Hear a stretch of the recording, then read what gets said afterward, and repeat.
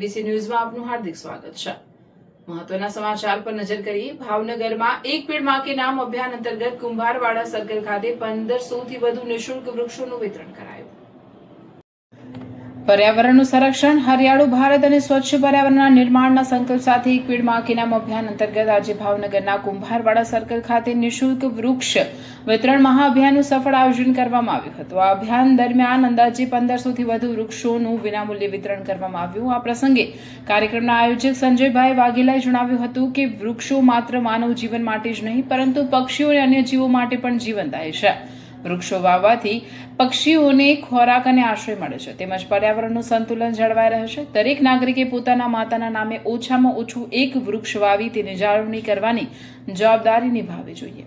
આ મહાઅભિયાનમાં મોટી સંખ્યામાં નાગરિકો, યુવાનો, વિદ્યાર્થીઓ અને પર્યાવરણ પ્રેમીઓ ઉત્સાહભેર ભાગ લીધો હતો અને વૃક્ષો મેળવી હરિયાળા ભાવનગરના નિર્માણ માટે પોતાનું યોગદાન આપવાનો સંકલ્પ વ્યક્ત કર્યો હતો। આ કાર્યક્રમનું આયોજન માય ભારત ભાવનગર તથા સંજયભાઈ વાઘેલાના માર્ગદર્શન હેઠળ કરવામાં આવ્યું હતું। રિપોર્ટર ફિરોઝ સેલોત।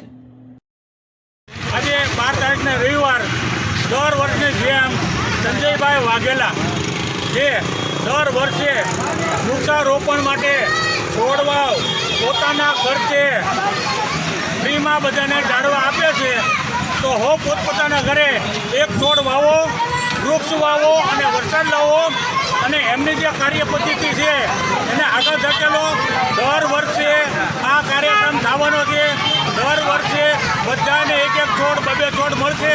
તો સૌ ભાઈઓ તથા બહેનો અહીં પધારો અને આપણા ઘરે વૃક્ષારોપણ કરો।